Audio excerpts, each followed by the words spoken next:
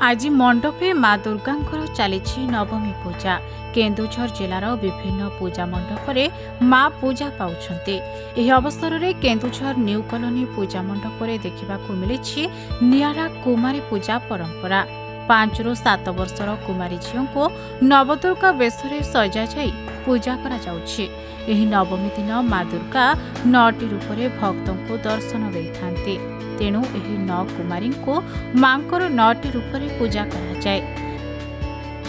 मांकर अपार करुणा तांको आमे वर्ष भरी अनेक रही था। पुणी जीवन में आसब दुर्गा पूजा आमे पुणी से माँ दर्शन पाइबू, माँ करुणा पाइबू। आ मांकर जो नवदुर्गा पूजा हुए से पूजाटी आज आमर नवमी अनुष्ठित हुए। से नवकुमारी भितर मोर कन्या भी पूजा पाउची। माँ अपार करुणा जो आज मो निज कन्या को तांको रूप भी दर्शन कली। माँ कोटि कोटि प्रणाम। माँ को से आशीर्वाद मु पाई। आम मन में बहुत खुशी, बहुत आम आनंद रहीचु। आमर न्यू कॉलोनी डेवलपमेंट सोसाइटी तरफ मुझे नीलिमा कर आज आमर नवमी नवकुमारी पूजा यहीठार ही बहुत बढ़िया भाव में हुए।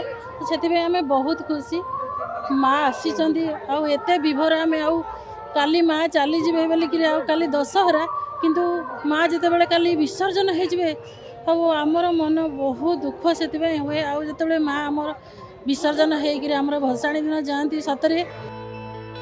एही समय एही कुनी कुनी झियो माने काहार झियो होई नथान्ते, बरं सेमाने साक्षात देवी पालटी जाइथान्ते। एमानंको पूजार्चना करा जाई, भोग लगा जाई, तांको खुआई दिया जाई, तांकर आशीर्वाद निया जाइथाय। शेषरे भक्त माने एही नवदुर्गांको पाद धरि प्रणाम करे आशीर्वाद लभिथान्ते। एही नियारा परंपरा को देखिबाकू भक्तों मध्यरे उत्साह लागिथिबा बेले मांको करुणा आशीर्वाद लाभ करिबाकू मंडपरे बेस भीड़ परिलक्षित होइथिला। एही पूजा कमिटीर विशेषत्व हैला एही पूजा पई एही साही लोक और कमिटी सदस्यंकर चांदा पैसारे पूजा होइथाय। बाहर अंचलरू चांदा आदाय करा जाय नाही। एठी आमर नवदुर्गा पूजा जो हुए एठी 9 जन माँ आमर बसिकी झील छोट छुआ बसैक आम माँ को 9टा माँ रूप में पूजा करूँ। यहाँ हूँ आमर ये अनुष्ठान एटा हूँ नियारा परंपरा। अन्य कौन अनुष्ठान ना यहाँ प्रथम आमर हो आसी आज भी चलती। समस्ते मनस्कामना करके पूजा करती।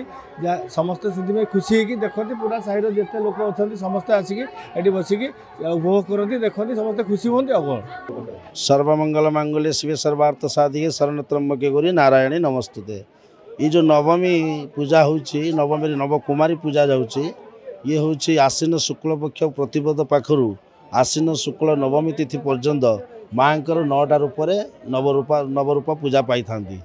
तो नवरात्रि रे माँ को प्रत्येक दिन में गोटे गोटे रूप तो नवरात्रि पूजा होता है। नवमी रे पूजा समाप्त होता है। माँकर यज्ञ पूर्णाहुति नवमी रे सरी थाए। से नवमी दिन मनीष मान को जनवाई भक्त मान को जनवाई माँ 9टा रूप दर्शन दे था। केन्दुझर मनोज घिसिंग को रिपोर्ट, खबर ओडिशा।